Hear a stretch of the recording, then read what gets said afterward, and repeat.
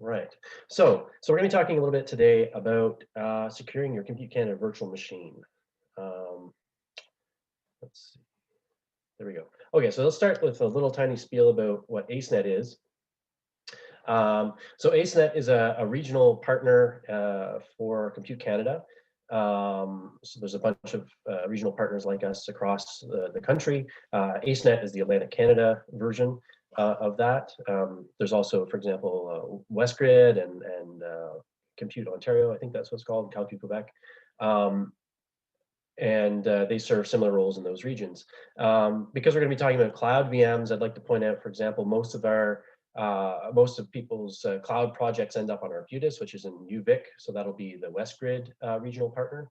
We work with them quite a lot, or I do anyway, but all regional consortia sort of work together quite a bit in Canada.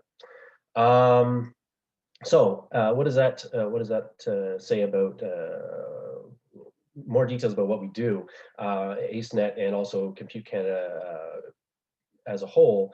So we have a bunch of large national systems, 5 for different purposes. Some of them are kind of similar and some of them are sort of more specialized. There's the cloud, it's a bit more specialized for virtual machines. We have some high performance computing clusters, which you kind of submit jobs to queues and they run when resources become available. And then we have some machines that are dedicated to really large parallel jobs. We have lots of storage, we have GPUs, so that's the hardware aspect, but we also have expertise in consulting.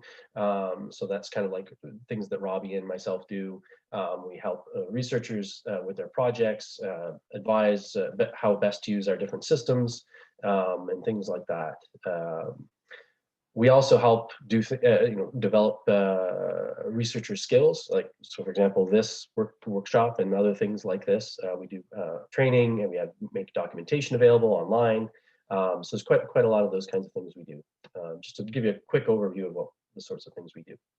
Okay, so specifically now about myself and Robbie, I'm not going to talk much about this, but my background is in astronomy. I did some computational astronomy, so I've done a lot of programming in my past. And some even in my present.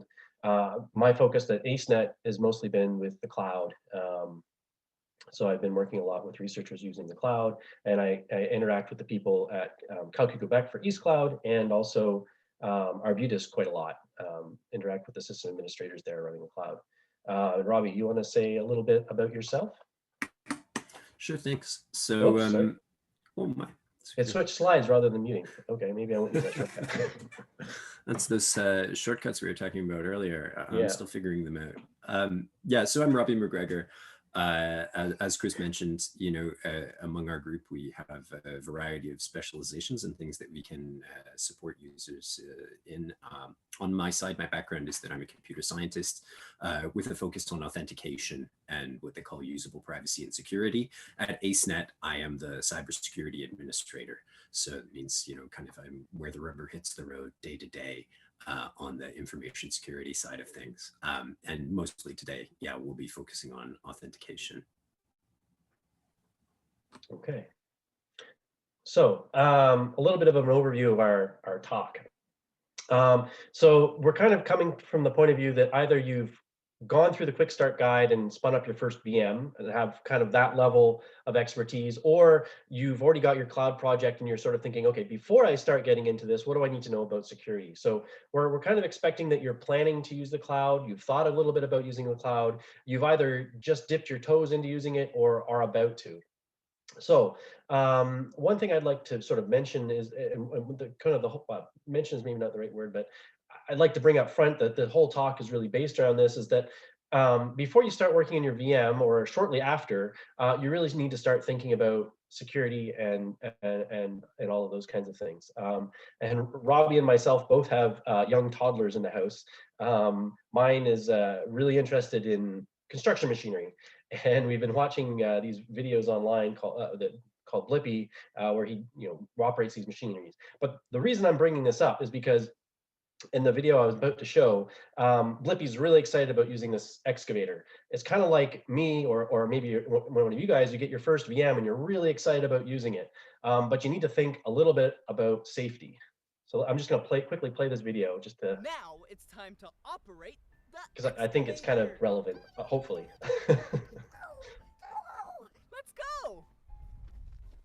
Whoa, whoa, whoa! First things first! Safety first! Yeah! Yeah! Look! I got my safety vest on and my hard hat! So yeah, so Blippi's really excited about using this excavator, and he almost runs off and starts using it before he thinks about safety. And you need to be a little bit careful about that. If when you're working with your VMs, if you're not thinking about safety soon enough, you could run into problems. So in this workshop, we're gonna, not really a workshop, sorry, this session, we're gonna talk a little bit about the basics you need to keep in mind to keep your VM safe and secure. Playing the video game. Okay, so a little bit of a quick overview of what you sort of sign up for when you use the cloud. Cloud as a general term can be offered at many different levels. So you can have, for example, Gmail or Google Drive or things like that at a very high level where you just use the software that's already set up and maintained for you. That's usually referred to software as a service. You can move down this kind of move down in levels where you have more control over what's being done. So you could develop a web platform or something like that, but the programming tools and the databases and things that you'll need to do that are already provided for you. You can move down even further where now you've got like a virtual machine or a virtual hardware where you can start installing and configuring these different tools that you're going to use, like different programming languages and databases and things like that. And this is what's sort of referred to as infrastructure as a service. You're given sort of virtual hardware that you can put together and use for your projects. Now, this is kind of where the Compute Canada clouds come in. We offer things at an infrastructure as a service level. There's benefits and drawbacks with this, of course. The benefit is that you have complete flexibility, well, quite nearly anyway. You have you're limited in what you can do hardware-wise, choice-wise, but you have a great amount of flexibility in terms of how everything above that is sort of installed, like what operating systems you use, how you configure the software and install all of those things. The drawback is that now it's harder to use. You have to know more to be able to use these things effectively. So there's kind of a cost, trade-off here that you get depending on what level you enter at. So I wanted to point this out because we don't have the staff to sort of manage everyone's virtual machines for them. If there was a way that we could unify everyone's work and have them doing very similar things, then we could have more of a hope. That's kind of what we do more on the HPC systems. But the virtual machines are really designed to allow people to do whatever they need to, be very flexible, and then therein lies the problem. We'd have to customize a lot of the support for all these different virtual machines, and we don't have the manpower to do that. This then means that whoever's running these virtual machines needs to sort of take on that responsibility, unfortunately. So the end users and researchers who are running and developing these virtual machines for their purposes then need to take on some of this responsibility for setup and maintenance. However, I'd like to point out that ACENET and also other people across Compute Canada are here to help. I meant to put up we've got a info at acenet.ca. We also have a support at acenet.ca, I believe. You can email us and request extra help. I meant to have a link on here. There's a cloud at computecanada.ca that you can message as well to ask for help if you need it. So we're certainly here to help. We just can't do all the work for you, unfortunately. We just don't have enough manpower for that. So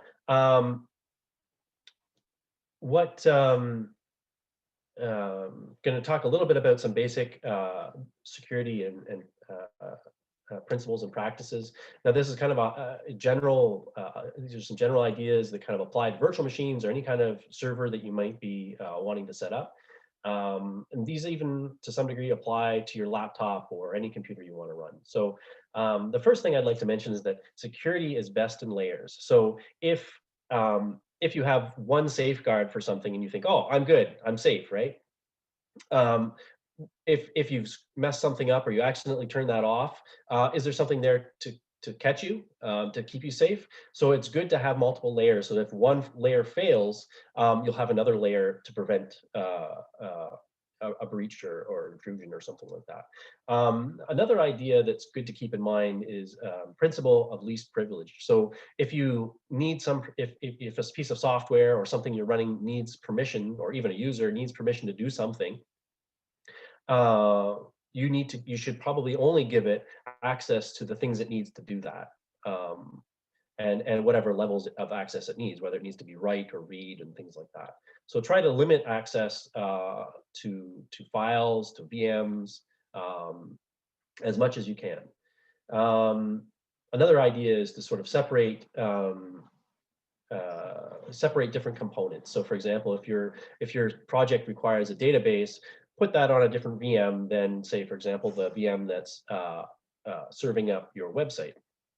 And this idea applies to lots of different components you might be wanting to mix and match. And the idea there is that if one of these components gets compromised, they're sort of separated and isolated from each other, so that the other one is less likely to get compromised as well.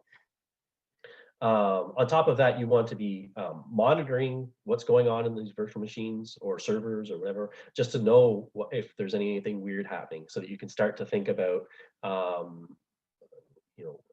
why is it happening and how do I keep it from happening and things like that. So is it something I need to worry about?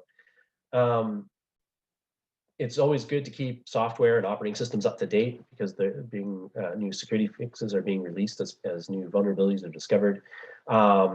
You don't want to be running any services on these virtual machines that you don't need. Anything that could be running on there is another possibility for someone to attack it. So keeping them trimmed down to the bare minimum is really important. You want to make sure that any server information is hidden. So for example, if you're running a site like WordPress or something, and you've got a bunch of information somewhere that displays, you've got a PHP page that displays all kinds of information about PHP, like a version, all stuff like that. You want to hide that so that people on the internet can't see that, because it'll give them more information about how to break in. If they say, oh, he's running this version of PHP and I know that has this vulnerability, they can start exploiting that, rather than not knowing what version you have and having to just guess. So, and then after all of that, if you do get compromised, it's really nice to be able to rebuild from the ground up. For example, if your site gets hacked and you don't know, for example, if your database has been compromised, you might need to just tear it all down and start fresh. But if you've got a backup, that really isn't so daunting. So creating backups to allow recovery are really important. They're also important for, oops, I accidentally deleted the file, or what was that configuration that used to work? They're helpful for those kinds of things too. So this is just some basic overview of some of these topics, some of which we'll dive into throughout this talk in a little more detail. Okay. So as I was saying, there's lots to talk about there. We're going to focus on a few key topics. We're going to talk about firewalls a little bit, specifically the OpenStack firewalls.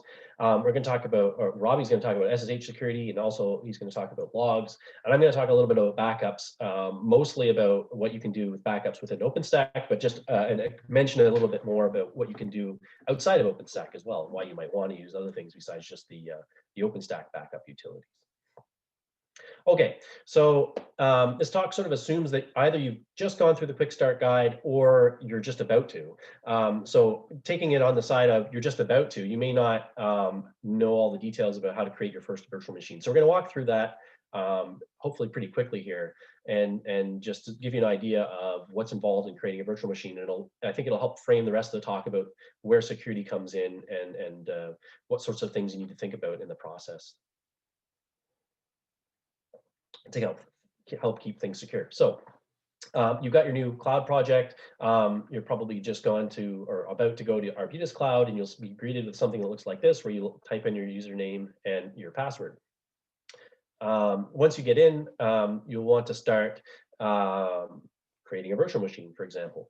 You do that by going to the Instances tab, launching a new instance, and then you're greeted with a page that lets you pick your source. So a source is just describing how you want your virtual machine to boot. Usually you'll boot from what's called an image. An image is a file that contains a bunch of data for a drive. It's kind of like a CD in some ways. If you buy a CD and you can install an operating system or something, I mean, I guess operating systems don't really come on CDs anymore these days, but it's kind of like that. It's a disk image. So what you would normally do is you would create a new volume. A volume is like a hard drive, and you'd pick some size, maybe 20 gigabytes or something like for that drive. And so it makes this new kind of virtual hard drive and copies this data onto it, which contains your operating system. And you can pick different operating systems. Here I've picked Ubuntu 18. I believe there's also Ubuntu 20 out now. In the vein of keeping things up to date, I would recommend Ubuntu 20 or the most recent version of whatever flavor of operating system you want, because it'll be more secure and have a longer support life. The other thing I really want to point out here, because we're booting from a volume, is this delete volume on instance delete. I advise people to never pick that. If you really know what you're doing, you can click yes, and this will delete your volume when you delete the virtual machine. But there's some reasons we'll talk about when you're doing backups that this is a bad thing. So I would almost always advise just check no here. It means that you've got one extra manual step that you have to delete the volume separate from the VM, but it'll save you a lot of headaches in the long run, I think. So I would always recommend no here. Okay, so then you have to pick a flavor. I'm not gonna talk too much about this. A flavor is basically just describing your hardware profile, how many cores you have. In this case, we're picking 2, and how much RAM, in this case 3. And that's about all there is to say about flavors. Then you need to pick a security group. We're gonna talk a little bit more about security groups as we go, but a security group is basically a set of rules that can apply to one or more virtual machines. And so you have to say, when you're making your virtual machine, what security group you want it to be a member of, what rules will apply to this virtual machine. There's a default security group that's just there already in your project, but we're going to talk about how to make more security groups and how to configure them in a little bit. But so, when you're creating your first virtual machine, you'll probably just pick the default security group. And then you need to pick a key pair. So when you, and we're going to talk about this in quite a lot of detail, Robbie is, but a key pair is basically a way of authenticating when you connect to your virtual machine. It does a little more than that, as well, as Robbie's going to get into all those details. But really what it is it's kind of like a replacement for passwords, and it's a stronger version of passwords, and Robbie's going to get into all the details about that, but it really helps to keep your SSH connection secure, and it's really important to keep your SSH connection secure. Now, I haven't talked too much about, if this is you're brand new to running virtual machines, you might not know what I mean when I say SSH connection, but SSH is, well, it stands for secure shell. And what it does is it allows you to connect to your virtual machine and type commands of command prompt inside your virtual machine. And so it lets you do all kinds of stuff. You can have administrative privileges in your SSH connection. You can install software, you can remove software, you can create files, delete files, create users, all kinds of stuff. And so it's really important to keep that connection secure. That's how you administer your virtual machine. Okay, so what does it look like when you create or add one of these new key pairs? So there's 2 options here, that you can either create a key pair or import a key pair. We're going to recommend importing a key pair, because when you create a key pair, it's a little less secure. It doesn't automatically give you a passphrase on your key pair, whereas with importing a key pair, it's a little easier to sort of get your passphrase set up. So when you import a key pair, it looks something like this. You give it a name, and then you run a command, SSH keygen, and Robbie's going to talk a lot more about that. But when you do that, it'll make 2 keys. It'll make a private key and a public key. The private key is what you use to sort of prove your identity, and the public key is what's used to sort of challenge your identity by somebody else, for example, your virtual machine.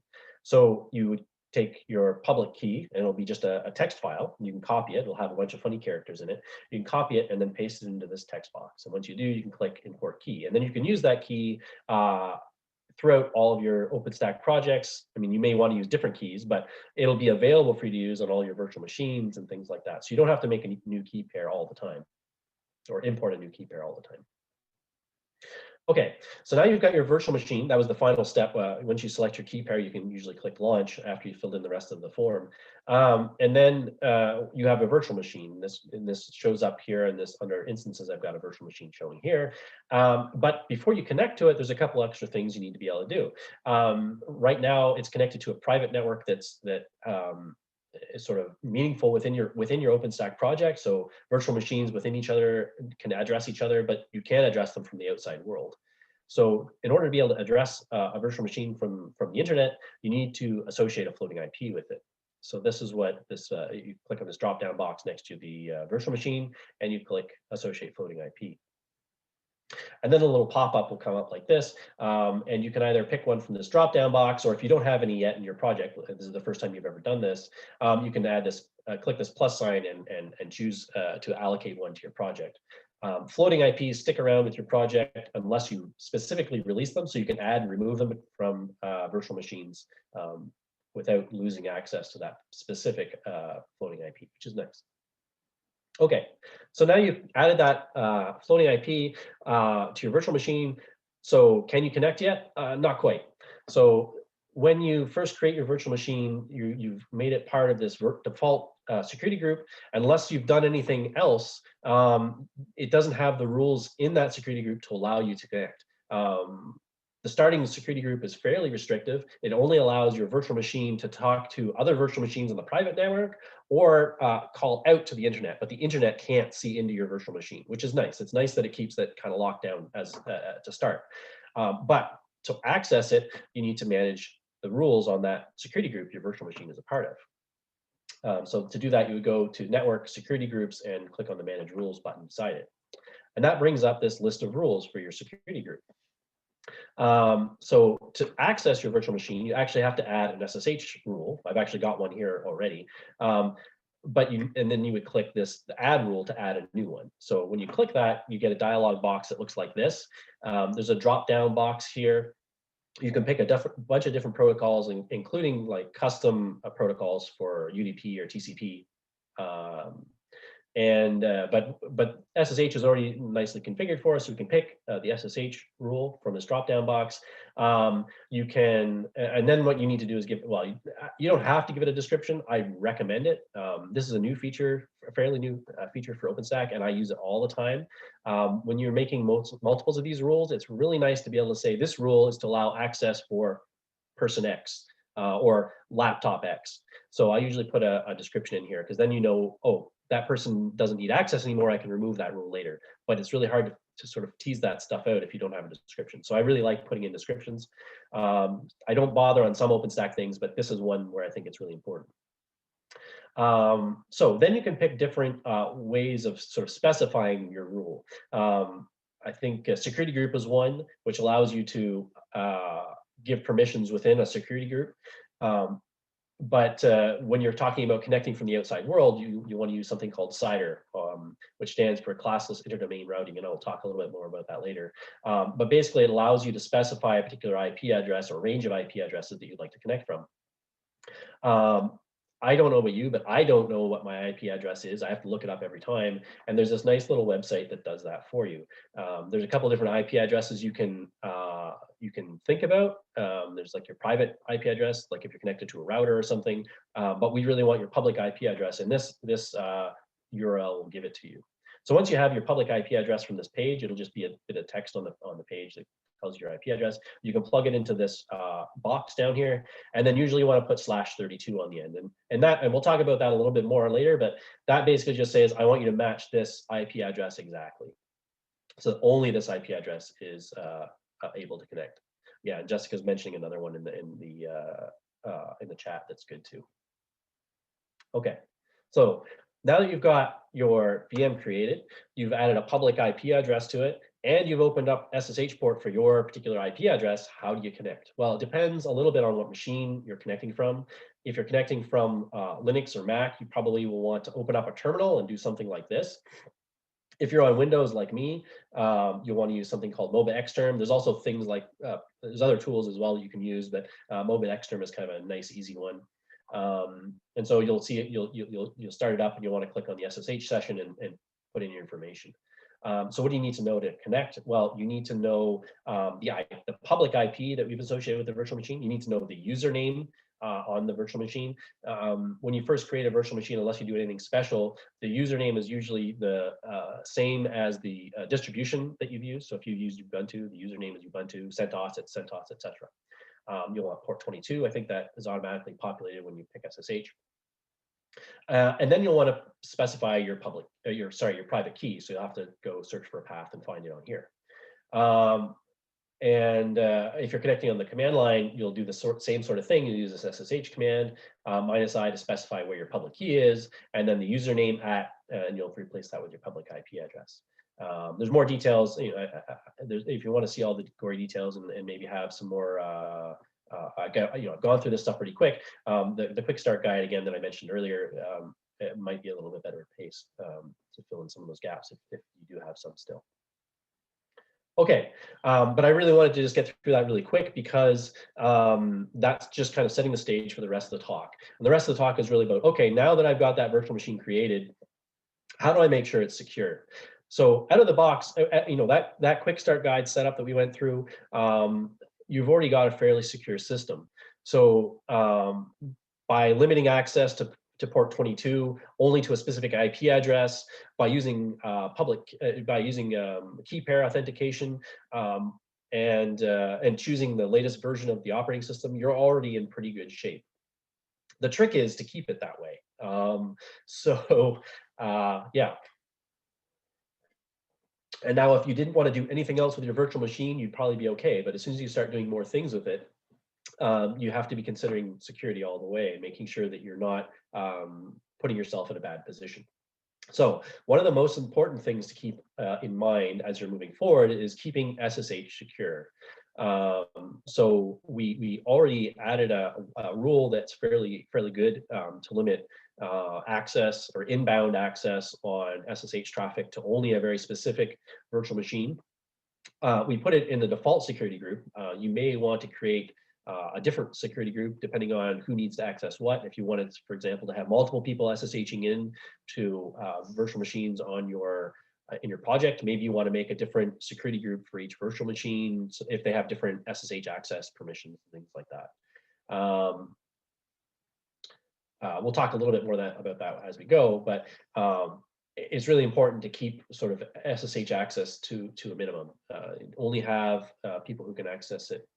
Only the people that need to have access can access it. Okay, so that gets back to the just restricting it to a very specific IP range, and you can even do this on a per security group basis.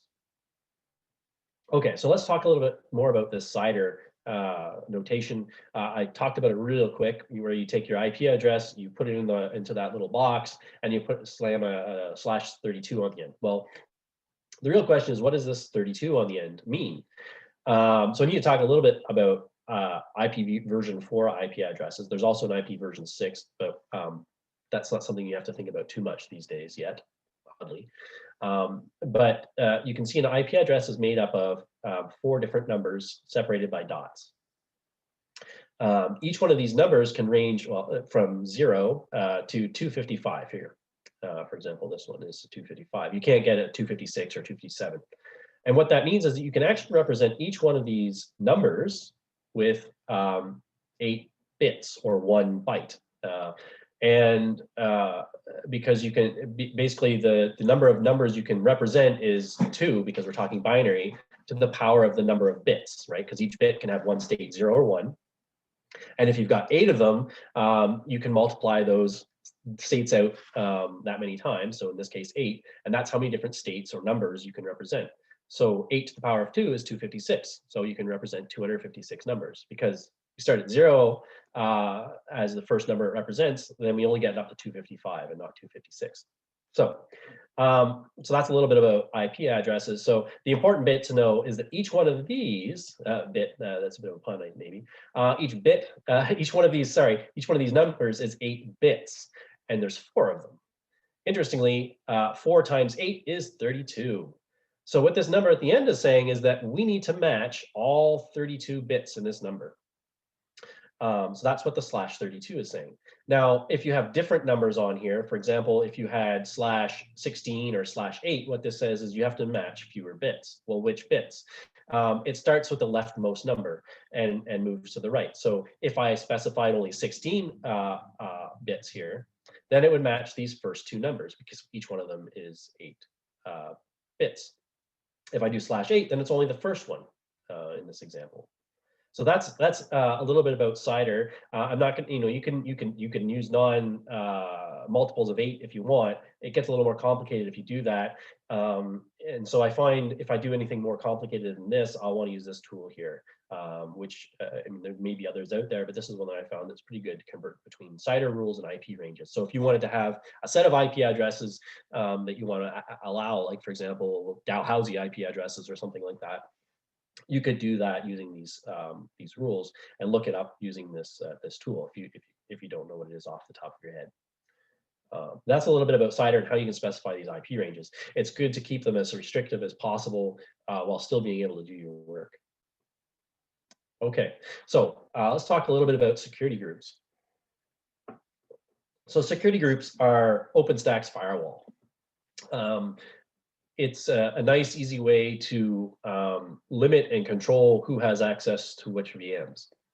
You can create multiple security groups, and I would recommend this when you're really trying to have as tight and as good a security as possible. It's good to break things into security groups so that, for example, you can open up ports for your web server, but then the virtual machine that's serving up your web content is the only one that's a member of that security group. So other virtual machines don't have those ports open. So how do you create multiple security groups?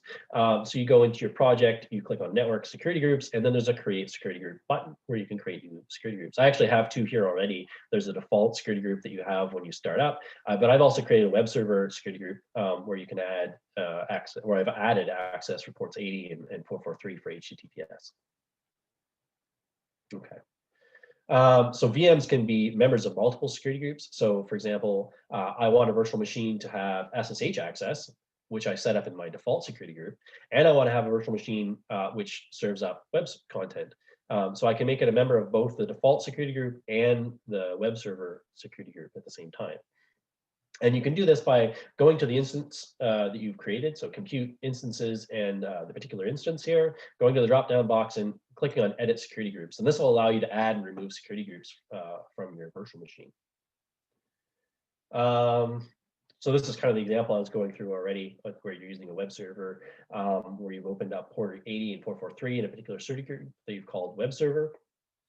And so then any virtual machine that is serving up web content could be a member of this security group. But if there's a virtual machine that is only, maybe it's running a database or something, you wouldn't need to have these ports open on it. So that helps improve security by limiting access. Okay, so this is where I'm going to turn over to Robbie, where he starts talking about the gory details of SSH security. Thanks very much, Chris. You covered a lot of ground, and I think a lot of that is going to kind of lay the foundation for the rest of what I have to say, and you as well. So thanks a lot for tackling all that material. Hopefully, it wasn't too fast. No, it was great. Just right, I think. I mean, well, the audience can kind of weigh in, I'm sure, and we'll have plenty of time to cover off questions in the end if there's anything that's been missed or that you want more detail on, of course. Okay, great. So I'm going to jump in. I'm going to offer a little bit more of an in-depth look at SSH. As Chris pointed out, SSH is basically, this is the tool that you're going to use to access your VMs. You're going to start and run applications over the connection that you set up via SSH. You're going to do most of your work via SSH.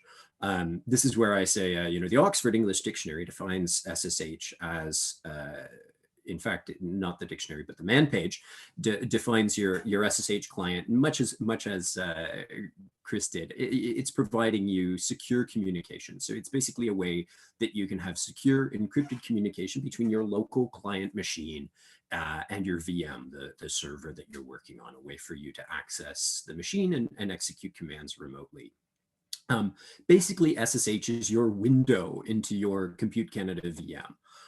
It's an important point of entry for you, but it also represents a kind of a site of vulnerability. So we have to talk a little bit more in depth about maybe how are you going to secure SSH. So very briefly, what am I going to cover off? We're going to talk about, as Chris said, why it is that we have our users using keys, cryptographic keys, in place of passwords, which you might be, more comfortable with or more familiar with. And then we're going to go a little bit into talking about these keys that we're going to use to access our virtual machines. How do you generate secure keys? We'll talk a little bit about the fundamentals of cryptography and SSH to build out a bit of a mental model, because it's easier to understand why am I doing this stuff if you've got a clear picture kind of in your mind of what's going on. We'll talk briefly about best practices. So how are you going to manage your keys? And then we'll come back around and we'll briefly talk about kind of what is the place of passwords maybe. Do we have to kill them off entirely, or are there some places where you're still going to be using them in this computing environment? So we'll advance to the next slide. So let's start off and talk a little bit about password security. I like talking about password security a lot. As a researcher, I work in the field of usable privacy and security, and I have a focus on authentication. So passwords are my thing. I love it. It's great. We aren't going to talk that much about passwords today, other than to say that, legacy textual passwords that we use to probably log into our online accounts, they're common, they're everywhere, right? And they're there for a reason. They have a unique set of benefits when it comes to kind of their usability, deployability, and security kind of that they can offer us. In particular, they're easy to deploy. We can have them anywhere and everywhere. And you could, in fact, have them on your VM, but we are not going to permit that because passwords don't offer great security. And one of the reasons that they don't offer great security is because they're kind of hard for us to use, right? So the same problems that we have with passwords today that impact security have been around since the 70s when they started having password protected drives on Unix systems. We've tried to address the problems by having security policies that make you make better passwords with uppercase and lowercase characters and numbers and symbols. And we've tried expiring passwords every 90 days. And none of that really helped much because we're human beings, and usable passwords and secure passwords, the Venn diagram of those two things, it's not great. If you want a secure password, it has to be long and it has to be truly unique. And that's tough for humans to do. So we end up doing things like reusing passwords in part or in whole, and that can really impact our security. Additionally, when you step into the role of an administrator and you're running a VM, you have to concern yourself with some other things. So if we leave password authentication open, not only are we leaving ourselves open to our users potentially not having the best kind of password hygiene, but we're also putting out into the world a kind of an appealing target. So if you have a machine and there's any route to that machine from kind of the public internet, this is going to result in problems for you. If you've got password authentication available, you're going to get lots of probing attempts to compromise your VM via things like password spraying, credential stuffing, targeted guessing. It's a mess. So what's the alternative? As Chris mentioned earlier, we'll move to the next slide. The alternative is that we're going to be using keys to authenticate. So very briefly, we're going to start building that mental model, as I was saying. So Compute Canada and ACENET, they don't give you the choice when it comes to how you're going to authenticate your users or yourself to your VMs. You and your teams are going to use secure cryptographic keys in place of passwords. They're not on the menu. So SSH keys is the order of the day, right? That's how you're going to log into your VMs, and that is going to make use of something that we call public key or asymmetric cryptography. In broad strokes, basically what this means is that you're going to generate a key pair. There's going to be a public and a private key, as Chris sort of mentioned earlier. And those keys are going to have a special, unique mathematical relationship. We don't need to go into the details necessarily, but you're going to keep your private key private, secure on your machine, and you're going to share the public one. And that means doing things like copying it to OpenStack so that your VM is going to have it and going to be able to authenticate you. These keys are basically good for two things, and your authentication process uses both of them. They're good for encrypting stuff and they're good for signing stuff. which means that you can prove your identity when it comes time to log in. You can say, I am, the user that is associated with Robbie, and I would like to log into this VM, and we can have a protocol that's going to do that effectively. Your keys are going to establish that secure communication, which is what we want from SSH. So you're going to use this asymmetric cryptography, these SSH keys, to authenticate, and then you're going to have set up for you, thankfully, via the protocol, a sort of a symmetric form of communication, of encryption that's going to encrypt your communication. So you can have really swift transfer of data back and forth that's going to be secure. We'll move on to the next slide, please. So let's talk a little bit about how we're going to generate these keys, because as Chris said, we're not going to use OpenStack to create our keys for us. The best practice, and what we're going to be encouraging users to do from now on, is to generate an SSH key locally if they don't already have one that they're using for research purposes. You can do this in whatever way you're comfortable with. You can do it via the command line on a Unix-like system if you're using Linux or Mac OS on your machine that you're using for your research at home or in your lab, or you can use an application as a graphical user interface. A couple that are commonly used on Windows are, for SSH, are PuTTY and MOBA, as Chris said, and these will have associated graphical tools for generating keys. It is fine to use the defaults associated with the programs you're using to generate your SSH keys. If you do a little bit of Googling, you'll find that there is, ferocious debate about, what kind of keys are the most secure and what you should use and what you shouldn't use. And this, is something that we don't need to wade into. I don't even get into it professionally with my colleagues who say, oh, I really wanted to set up my server so that the keys could be, 8,196 bits long. I don't tease them and say that they think they're going to get hacked by space aliens at that point, because it's not worth getting into. For us, we'll say defaults are great. We're not worrying about it. If the SSH client that we're using accepts them and the server will authenticate with them, good enough for us. So for our purposes, 2048-bit RSA keys, which you're going to see come up regularly as the default, totally acceptable to us. Here comes the important bit. Always, always, always, always, always, when we generate our keys, we are going to protect those keys with a password. But Robbie, you just said passwords are no good. Well, we'll come back around to that. In this case, the keys themselves, we do not want them to be something that can be exported, used elsewhere, and we are going to reduce their kind of portability and make them less attractive to others by including a password or a passphrase when we create the key. Just like your online passwords that you might manage with a password manager so that you can have them be truly secure and reasonably difficult for people to remember, including yourself, you're going to be able to use your SSH agent to remember the password for your keys locally on your machine. So when you log in the morning and start up your machine, you'll have access to your keys. Comments, which in this case means like a little note, are optional. So we'll jump to the next slide. I'm going to just show very briefly some examples. So this is from one of our kind of Unix-like environments in the command terminal or a terminal emulator. We can say SSH keygen and call up the app that we need to generate a key. In this case, I've departed from what you'll see in the quick start guide. And that's just to illustrate, again, that from a security perspective, I'm perfectly comfortable with the idea of using the defaults. So if we just call SSH keygen and offer no arguments, following that, we're going to have simply the default across the board. So this application is generating us a new RSA key pair. Means we've got our public and private key created. It's not giving it a fancy name. It gives it the default name of IDRSA, which means there'll be two files generated in the end, IDRSA and IDRSA.pub. We're only ever going to share the public key, as we pointed out before. And it's going to drop them into a local directory that is for SSH.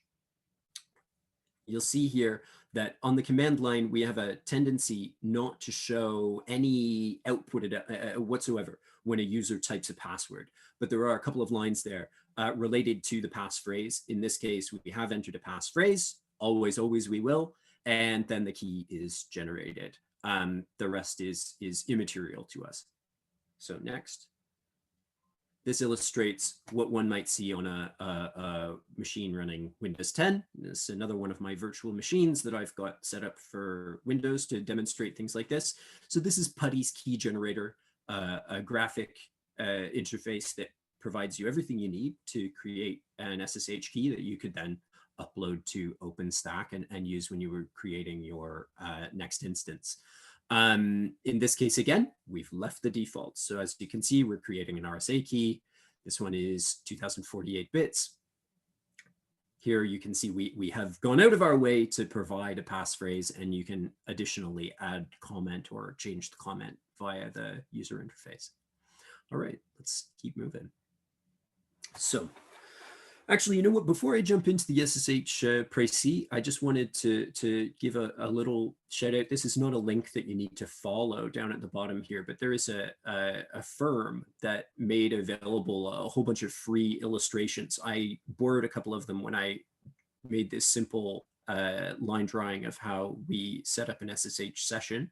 Their work is Creative Commons by attribution and is pretty flexible in terms of how you can use it, but I dropped a link in just the same because they made a lot of useful material available and set it up as plugins actually that you can use in a variety of drawing applications. So yeah, that's all that is. So SSH, what is it good for? SSH is going to be kind of key to your life as someone using Compute Canada ACENET VM. As we've said a couple of times now, this is going to be the tool by which you interact with your applications and where you're going to complete your work on the server. You're going to be using this, quite a lot. So we're going to very briefly, again, build that mental model just a little bit more. So what happens when we set up an SSH session happens in steps. And the steps are not that different from if you've ever heard of the kind of three-way handshake that happens when we're browsing online. Your local device, your client, sends a request to the server, in this case the virtual server, and says basically, hey, I want to set up an SSH session. Because we are using authentication by way of keys, you're going to provide a user and a key to the server. And you might provide these explicitly as arguments on the command line after SSH, or you might provide them implicitly.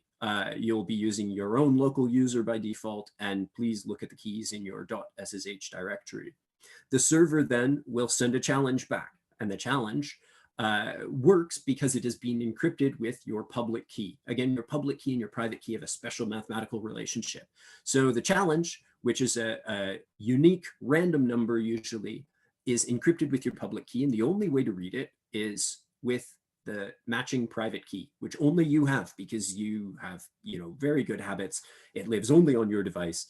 So your device can, sure enough, decrypt that challenge, do a little bit of magic with it. Usually you would hash it, get a new value, and encrypt that value and send it back to the server. The server is going to realize that you were able to do that successfully and go ahead and say, let's establish secure communication, and encrypted symmetric cryptography is going to support our session that is going to have bidirectional communication between you and your VM. Hooray! SSH, it happened. All right, let's take a look at the following slides. We're going to walk through a little bit again very briefly. So this is a case where we're starting up an SSH session. We've got only one flag here on the command line, which is just to provide us with a little bit of additional output so we can talk things through. This is the implicit example that I suggested just now. So we're SSHing into CQ, which is the big cluster that we have in Newfoundland for ACENET. We are going to be using our local user. So MacG is requesting a session on CQ, and we're going to use the keys associated with the client. So you can see here, okay, we're asking for a session. We're looking at the local configuration file that lives in my SSH directory, and we're using the appropriate configuration to connect to anything associated with ACENET. Next slide, please. There's a negotiation that then happens.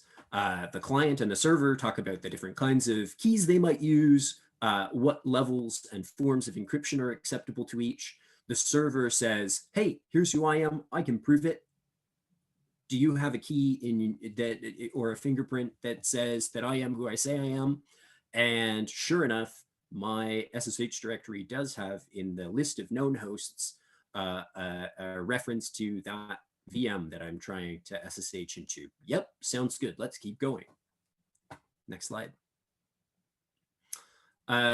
Finally, my client offers my key here with the default name, just as we showed earlier, IDRSA. The server says, hey, I've got a public key that seems to match that. And then we don't get verbose output for this, but this is when we do the final step of challenge and response and set up secure communication. Great, we'll move forward. So now we understand a little bit, hopefully, broad strokes, what's going on when we're setting up our SSH connection. And we've talked a little bit about keys. So let's talk about key management then. Cryptographic keys, their creation, their management. It seems like this is kind of hairy stuff if it's not what you do, right? So let's try to keep it a little bit simple. So when we talk about our keys, the things we want to remember are, we want reasonably strong keys. And yeah, Robbie says defaults are okay, no problem. They're usually going to be acceptable. In this case, they certainly are. We're going to keep our keys locally, which means if you have generated keys that you're using to access your OpenStack VM, to do your work, to do your research, those keys live locally. Probably on a Unix-like system, they live in your home directory in a hidden directory called .ssh. They shouldn't really be anywhere else. Certainly your private keys are going to be there and only there. Your keys are, again, going to be protected by long, unique passwords. Now, long, unique passwords aren't necessarily usable. In this case, it's okay to use the SSH key agent, and it'll improve the usability. Usually you're going to be prompted to do that anyway. Whether you are setting up an SSH connection via the command line or via another tool, you will almost always, the first time you use a key with a password, be prompted to put in that password, and then you'll have a little radio button or something else that says, is it acceptable to add this to the agent? And when you log in the morning, unlock these keys so that they're available for use. That's fine, no problem, no security concern there on my part. Just to reinforce again though, your SSH keys, you want to have them where you need them. So in my case, I want my SSH keys to be living on my work laptop. They shouldn't be anywhere else. I don't need to back them up onto a thumb drive. I don't need additional copies of my private key anywhere else. Private keys stay in one place generally. And that is, goes all the way back to our early slide about kind of the separation of concerns. And so that is going to be something important for us to reinforce. You want your keys where you need them, nowhere else. We can move forward from here. We're going to revisit very briefly passwords. So, I don't want to give you the impression that I necessarily hate passwords. Passwords do have some utility. We are going to be using SSH keys to access our VMs. That's it. That's all. We're going to also be using passwords, though, a fair bit. We were talking about this. We're going to use passwords to protect our device and our account. Like we said, when we log in the morning, I don't want to just open my laptop, push go, and have it start. I should have an account associated with the work that I'm doing. I should log into that account. It shouldn't be the one that the family uses to download games. It shouldn't be, used really for anything other than kind of, in this case, my research, my work. We're also going to use passwords to protect our cryptographic keys. Like we said, we're going to set up a passphrase when we make a new SSH key. This extends to other kinds of keys. If you've got GPG keys, anything else, they should be all associated with a unique passphrase. In a perfect world, put it on my wish list for Santa, you would also be using passwords anytime that you or your teammates were going to execute a command as a super user. You were going to elevate your privileges on your VM or on a server you were working on. That would require some additional authentication, and a password might be appropriate there. In all cases, your passwords need to be two things. This, all I ever say, they need to be two things. They need to be long, which means 13 characters or more, and they need to be unique, wholly unique, not used anywhere else, in part or in whole, no repetition, nothing in common with other passwords you're using elsewhere. That's it. Sounds simple, but that's what it comes down to in order to have secure passwords.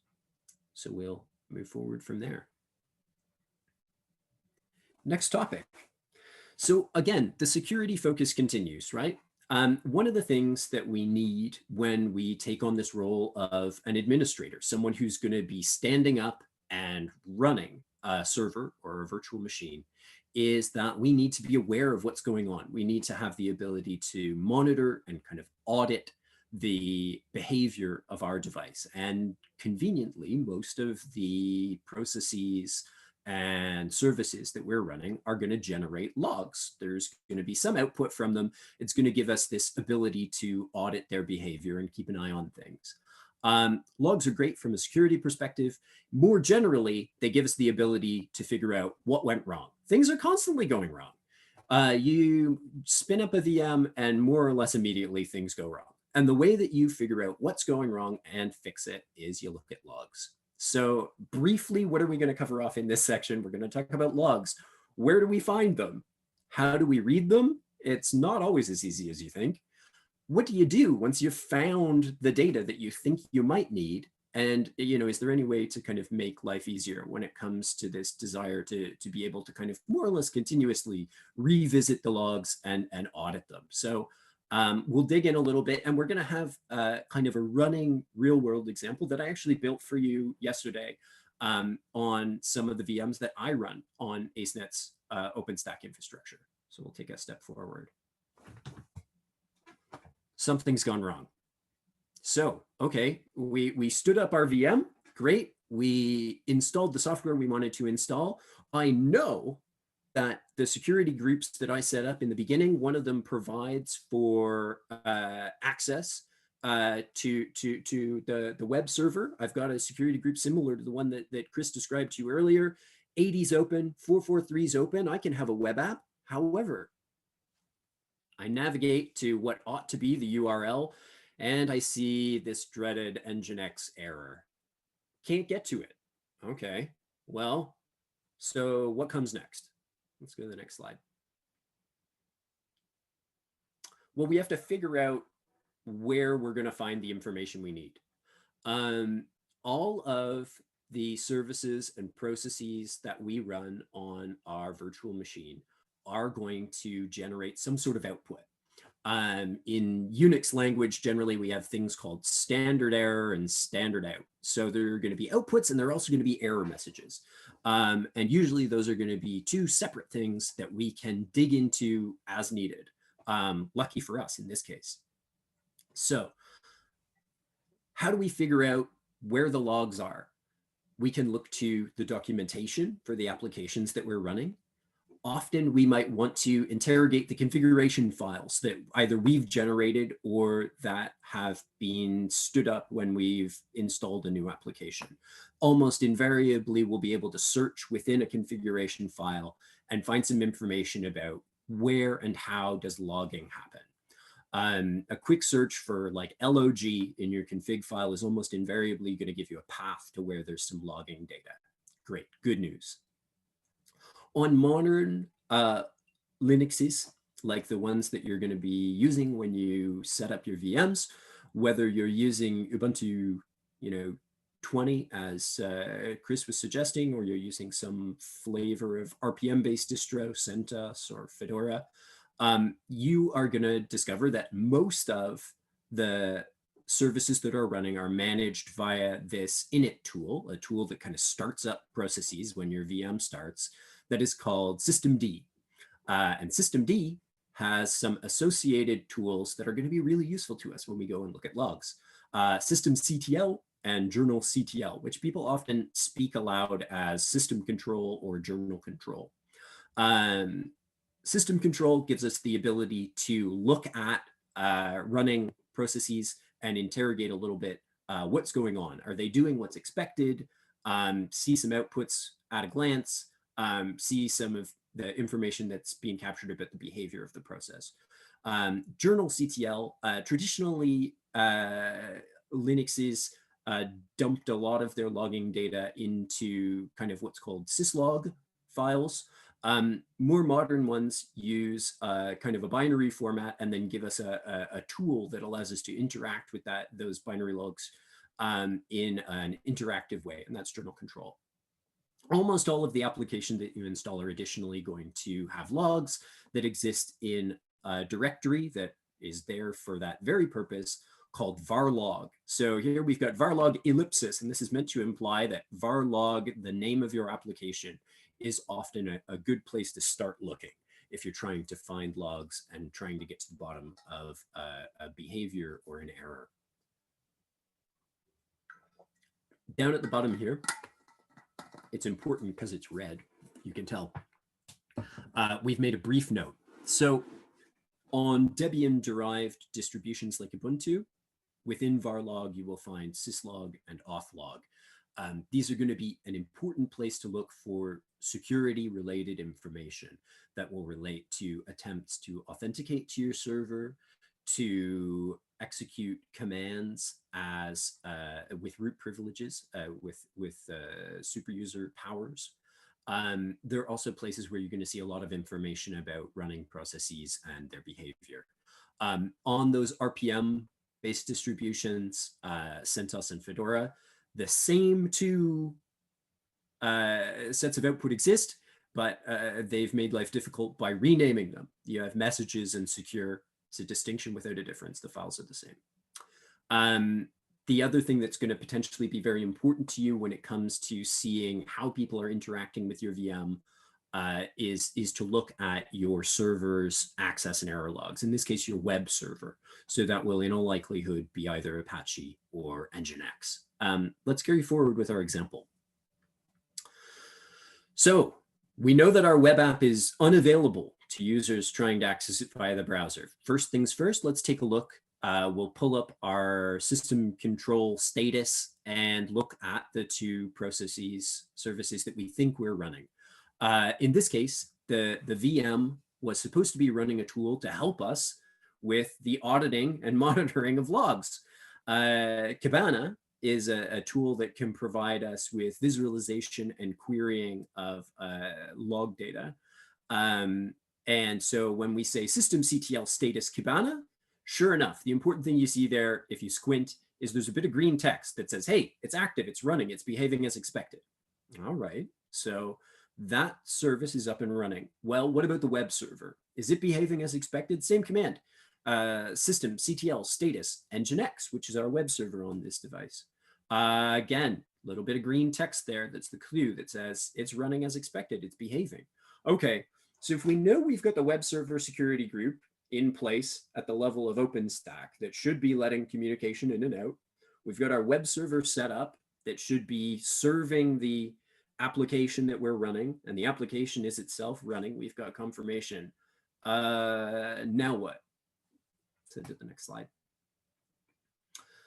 Well, we've got to dig in, and we've got to figure out a way to both find some sort of output that can give us a clue, and once we find it, we've also got to read it, right? So we know now where are some places to look. All right, well, we could go to varlog Nginx, and we could maybe try to find some access and error logs there. That could be helpful to us. How do we read the logs that we find? If we're not using a tool to support these auditing and monitoring tasks, then we're going to have to do it ourselves, and we're going to have to do it interacting with the VM's command line interface. We do have some tools available to us, which is great.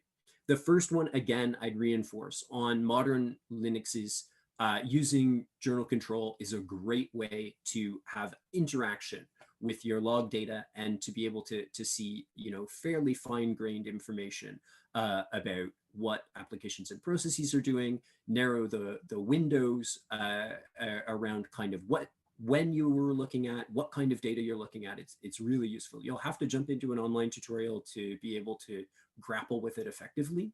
However, it's a great tool to use. It's kind of the top one, so first among these tools for reading and interacting with your logs. then we've got like good old-fashioned systems administration tools that still work just fine.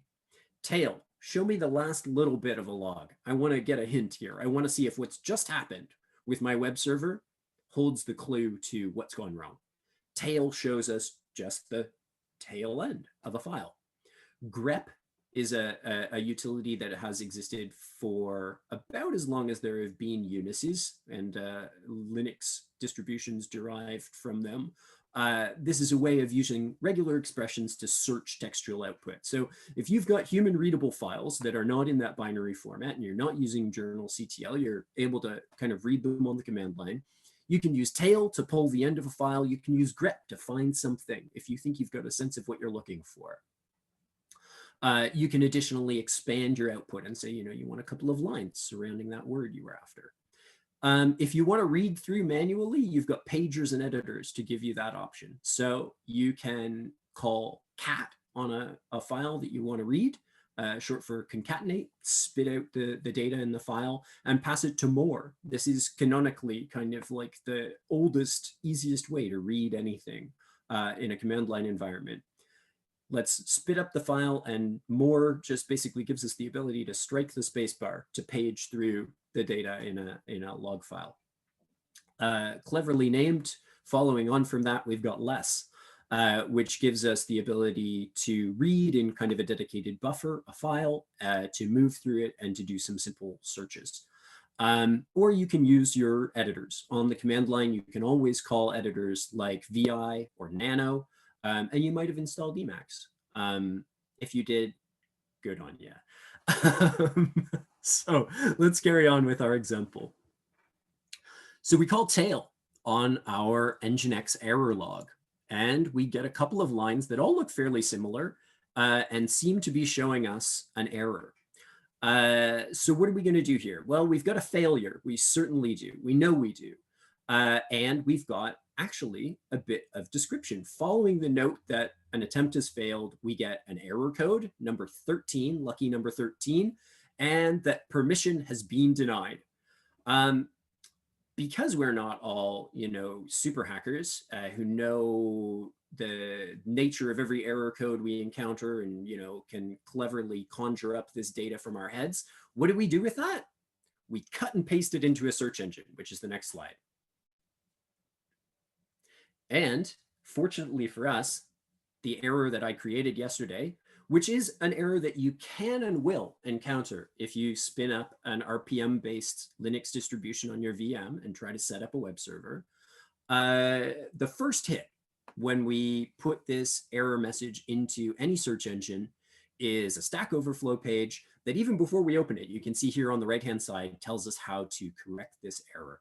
So on your VM, if you are using CentOS or Fedora and you're trying to stand up a web server, it's one thing to have an appropriate security group that's going to permit external access to ports 80 and 443.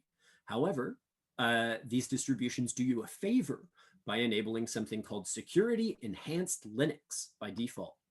And among the features of Security Enhanced Linux is that you will be prevented from having access to your web server, that's shorthanded here, HTTPD, unless you flip a Boolean value, which is what we discover is our solution here. And so actually, when I went back into the VM and flipped that value back away from its default, basically I reset the default to run this little exercise for you. So I flipped it back on and said, yes, indeed, we wanted to permit access to HTTPD, solved our problem. So, we didn't use any magic here or any special knowledge of my own.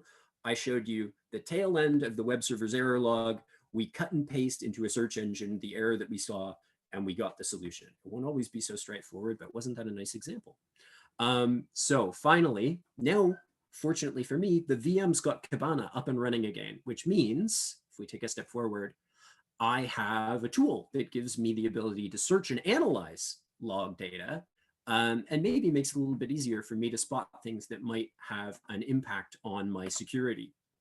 So you can too, if you want to. There are a few tools that you might consider if you want to take this seriously. You could consider installing the processes associated with what's called the Elastic Stack. So that would be Elasticsearch, that gives you an analytic search engine for looking at big data, but in this case, looking at log data, it works just as well. You would use a Beat to ship your data, and that Kibana tool that we talked about is going to provide interaction, querying, visualization, give you a little website so you can see at a glance what's going on. You might additionally consider taking a look at something called Grafana that has some similar features to Kibana when it comes to providing visualization and querying of data that's being output from your VM. I'll hand it back over to Chris. Okay. So I've actually even got questions for Robbie, but I'm going to leave them till later. I had some cool thoughts about some of the stuff you mentioned there that I didn't have earlier. Anyway, so now that we've gone through sort of the process of connecting, looking at logs to try and find problems, let's start talking about what you do sort of to safeguard yourself against problems that you might not be able to solve or recover from. And that's using backups. So I've had personal experience where a virtual machine I was helping to run for somebody got hacked. They're running a big bunch of software, one of which was Drupal, which was the thing that got hacked and compromised. The solution in that case was to actually recover from a backup. When a site, say for example, if it's got a database or something associated with it, gets compromised, it's hard to know if there's something left behind that you don't know about. It's hard to clean it up so that you know that it's still secure. There could be like what's called, I think, a backdoor left behind, so that or a piece of software or something can re-enable access to the VM. After the fact. So I didn't want to mess around with any of that uncertainty. And so, and I had a backup made, I could figure out through the logs when the compromise happened and was able to restore to a backup before that happened. So, so that it's really important that you have a backup so that you can do that. If you don't have a backup, it's much more stressful. It's harder to recover, if you can even recover from one of these compromised situations. So thinking about backups ahead of time is really important. Okay, so let's talk a little bit more about how you do this. So I mean, that's talking about the compromise case, but you can also accidentally delete a file or mess up a configuration or something like that. And it's good to have a copy of the original so that you can recover from those uh-oh moments as well as someone actually maliciously doing something bad to your VM. So how do you do that? Well, OpenStack has some methods built into it that you can utilize, some of which are better than others. But at some point, you may also want to consider some sort of a separate incremental backup tool. And these tools can be used whether you're running a virtual machine or a regular server. And there's a few, I've used Duplicity myself. There's also Rustic and Borg, which look really cool, were recommended to me by some cloud system admins. I haven't tried them out myself. Read the docs a little bit, but I haven't tried them out myself. But they're definitely good tools to look into.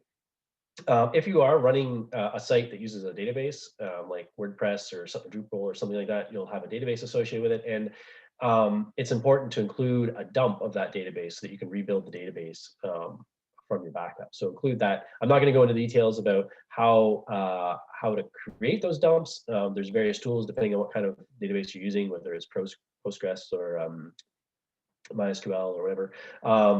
There'll be different commands for those, and you can look them up and create a dump, which you can then use to restore your database later. And you want to include that in your backups. I'm going to mostly focus on the OpenStack backup methods and look through these three ones: images, creating images of your volumes, volume snapshots, and volume clones. We'll look at these and see sort of where their usefulness comes in and when you might want to choose one or the other. Okay, so we'll start. Okay, yeah, I guess I sort of I got ahead of myself a little bit. So talking about OpenStack backup methods in general, they're kind of what I would call brute force methods, where they copy all of the data every time you create a backup. So every time you create an image or a snapshot of a volume, well, I mean, they don't quite copy all the data, but for practical purposes, this is true. that they keep a complete picture of that that drive. And images, that's certainly true with volume snapshots and volume clones. It's a little more subtle than that, but you can kind of think of them as brute force methods where the whole file system is kind of saved. They're sort of self-contained, so one doesn't depend on another, which is true in incremental backups. If you're doing small little steps of backups, they can depend on each other. They can be slow because they are copying or saving all of that data out, and it can use lots of space. Most of the stuff I'm going to be talking about in terms of these backup methods is assuming that your virtual machine boots from a volume. This was what I showed in the little quick start, the first spinning up your virtual machine. I showed it booting from a volume. You can boot your virtual machine in a different way. You can use what's called an ephemeral disk, which will always disappear when your virtual machine disappears, unlike volumes. I mentioned that little flag that you don't want to flip to delete your volume when you delete your virtual machine. But if you don't boot from a volume, the alternative ephemeral disks do always disappear with your virtual machine.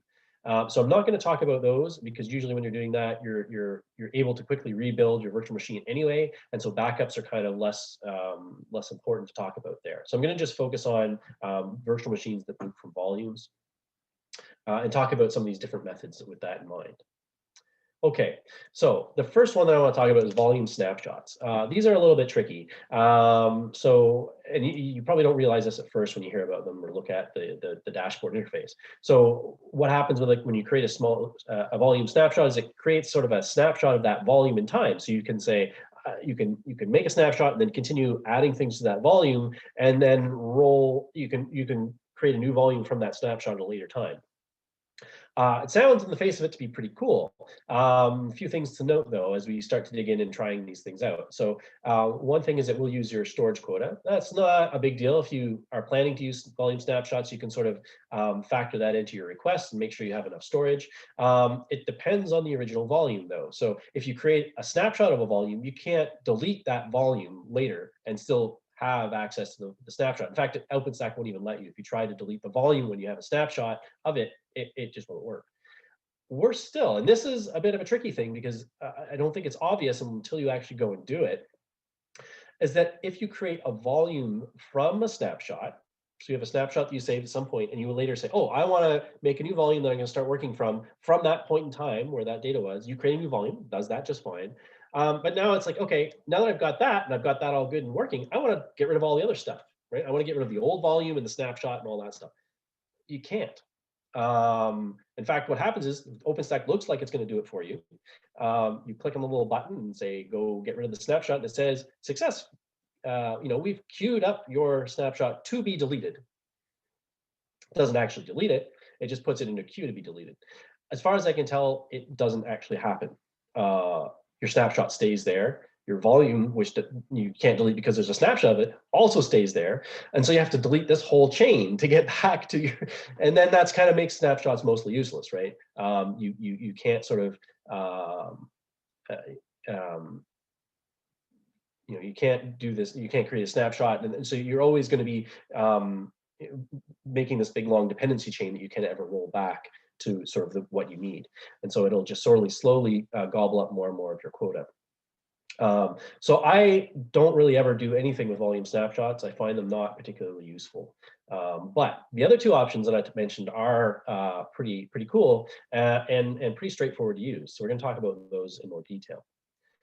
Volume images. Okay, so you can make an image of one of these volumes, which is, when we first created this virtual machine, we chose an image to create it from, which had an operating system on it.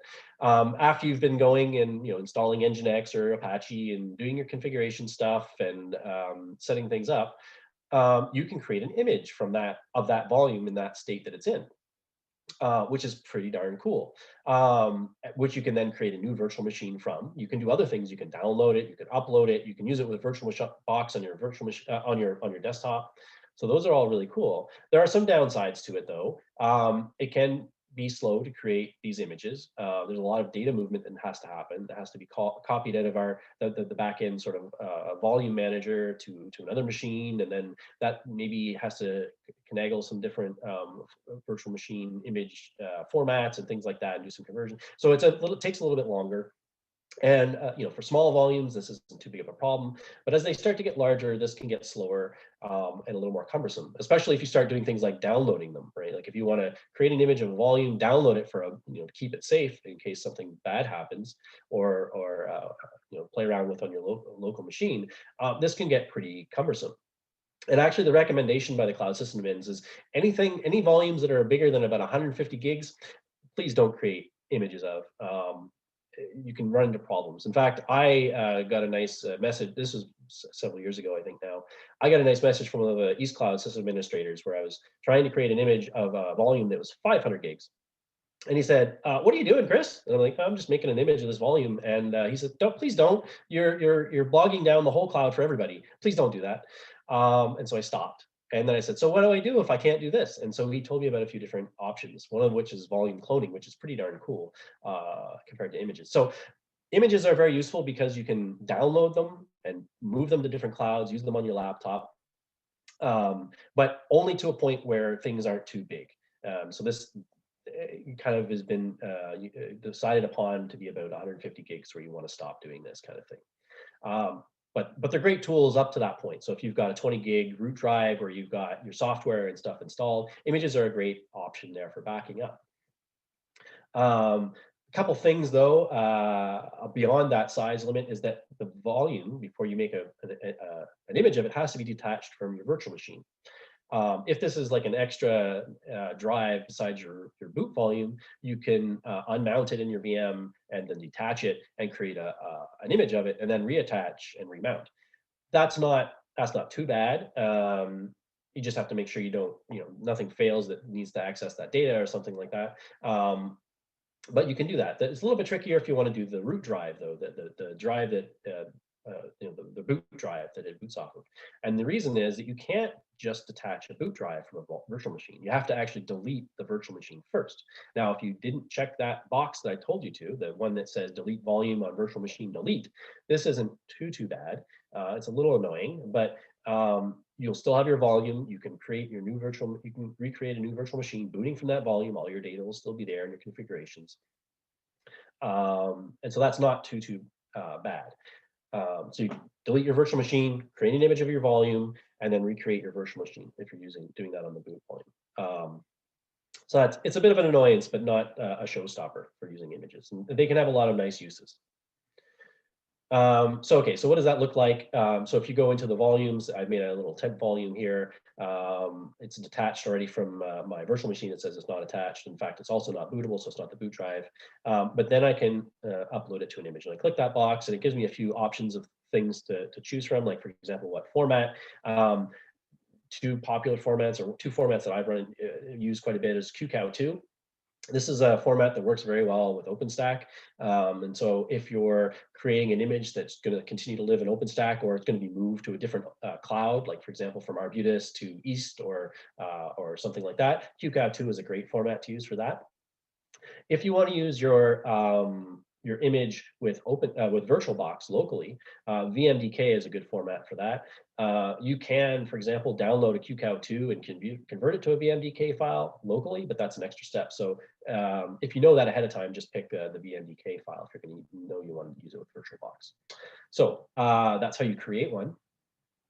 How do you download it? So this is something that you can't do in the dashboard, unfortunately.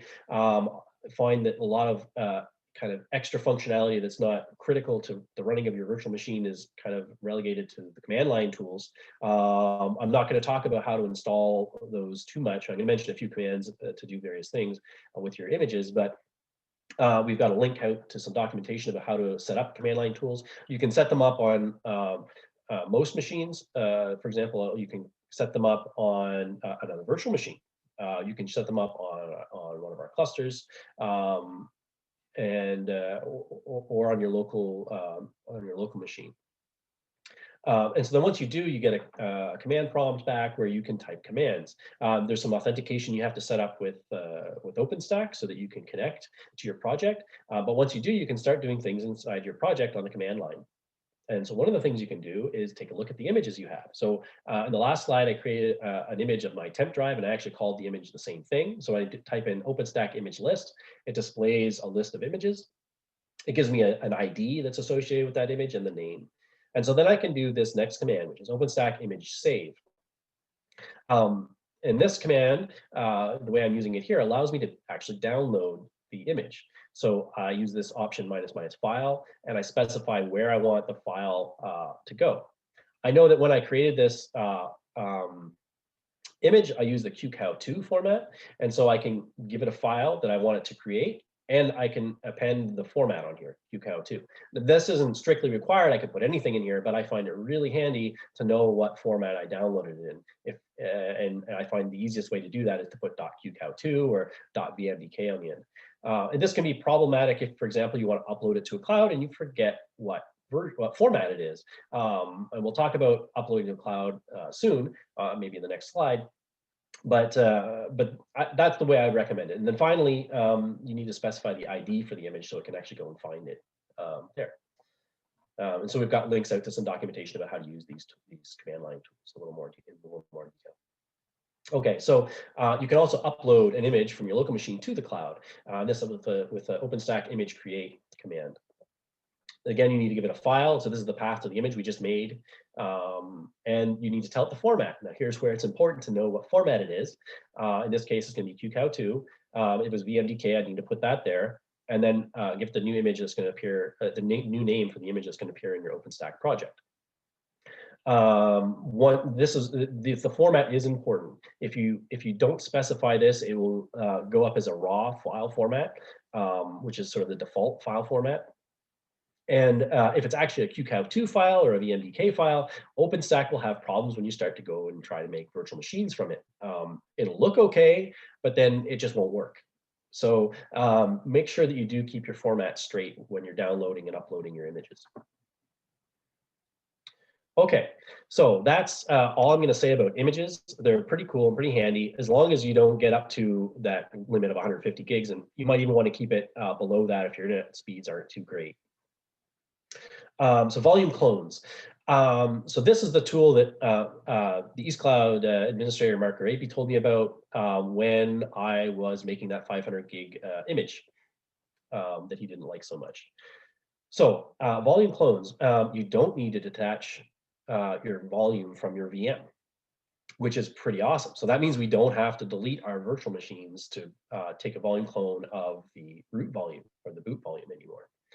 What I will say, though, is that you should shut down your virtual machine before you do this. And the reason is that if your virtual machine is writing to any files on that volume while you're creating the clone, you might get a half-written file in your clone, which when you try to then use it, will do something weird. And things won't boot properly, or you'll have all kinds of problems. So really, I would recommend shutting down your virtual machine before you make a clone. This is different than deleting it, of course, right? Because you can just click the power on button. You don't have to go through associating floating IPs and all that kind of stuff.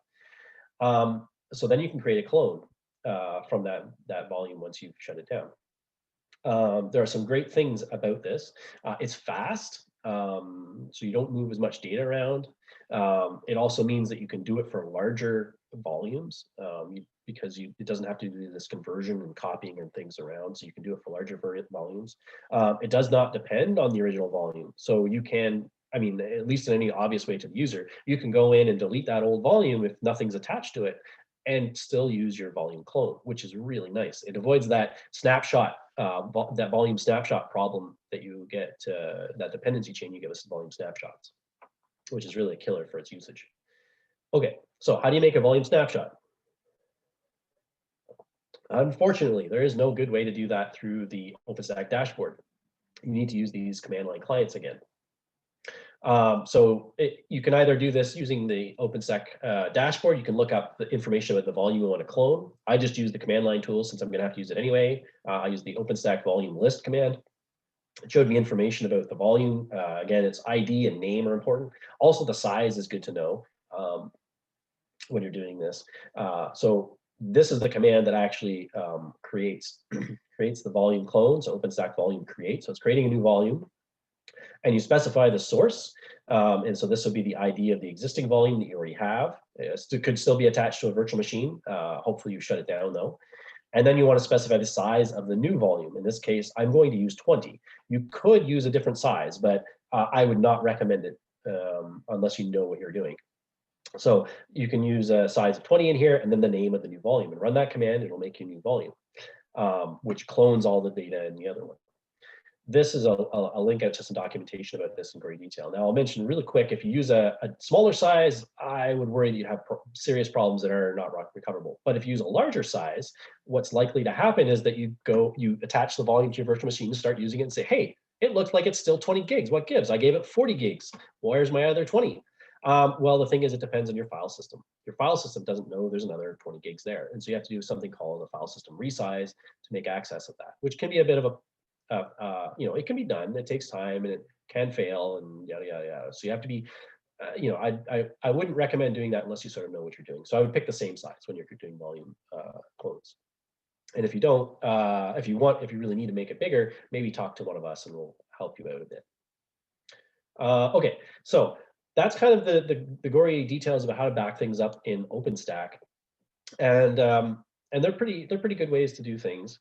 You do need to make sure if you're doing these volume clones, you have enough quota for the extra volumes you want to copy. I would stay away from volume snapshots. They're not super useful. And images are great if you need to move things around. But I think these are kind of, as I said before, they're sort of brute force use tools. They copy sort of everything. You might want something a little more fine-grained, like an incremental backup tool. So I've used Duplicity a fair bit. I mean, you can, of course, use Globus and rsync. Rsync been around forever. Basically, these are tools for transferring data. rsync is a tool that's been around in a lot of different Linux distributions. And basically, it's a command line tool that you can use to copy data from one location to another. You can use protocols like SFTP, Secure File Transfer Protocol, which piggybacks on top of SSH that we've been talking so much about this time. So it's encrypted and secure. So you can use rsync to transfer data that way from one machine to another. And Globus is actually a really cool tool. It's fast. It can do things where it only copies data that has changed. Same with rsync. You can use options that only copy data that's changed and been updated. And Globus is a tool that you can use in a web interface. You can create Globus endpoints. You can create one on your virtual machine and use a Globus endpoint on, say, your home computer or on one of our clusters and create and copy data that way. And there's like an option you can do when you're doing a transfer to actually say only synchronize the files, make sure that either one-way synchronize or both-way synchronize, so it'll copy the changes and new files. So those are pretty cool tools to use. I've used Duplicity, one of these. So talking about incremental backup tools, which also can be used to transfer data across networks, but they have sort of this built-in mechanism for handling changes to data, more fine-grained than, say, the transfer tools. Are these so Duplicity, Rustic, and Borg are these three kind of incremental backup tools that I mentioned here. Duplicity is one that I use myself, so I sort of know the details of how that one works. Rustic and Borg are sort of newer tools. They have some really cool, fancy new features, but I haven't tried them out in gory detail. Just kind of looked at manuals a bit. But the idea with all of these is that they can be run, say, for example, every night on your virtual machine, and copy data off to some backup location. Every once in a while, you'll do what's called a full backup, where it actually does do a copy of all the data that you want to back up and the locations that you want to back up it in. And then otherwise, it'll do incremental backups. So for example, every night you could have it do incremental backups. Sorry. Every night you could have it doing incremental backups, and then once a month you could have it doing full backups. And then it'll only, in these incremental backups, it'll only copy the data that's changed. And so these can be some pretty cool tools, especially if you start talking about terabytes of data. You don't want to be copying terabytes of data around every night. So you want to make sure that you only get the new files that have changed. So these are really cool tools. And I'm not going to go into gory details about how you use them, but I want to make you aware of the fact that they do exist. And so these are the kinds of things you want to start thinking about doing when your data starts getting large, more than that 150 gigabytes in size that I'm talking about, especially if you're using images. Volume clones, I think you could probably get larger than that. And I don't know exactly where you'd want to draw that line, but might have something to do with your OpenStack storage quota. Okay.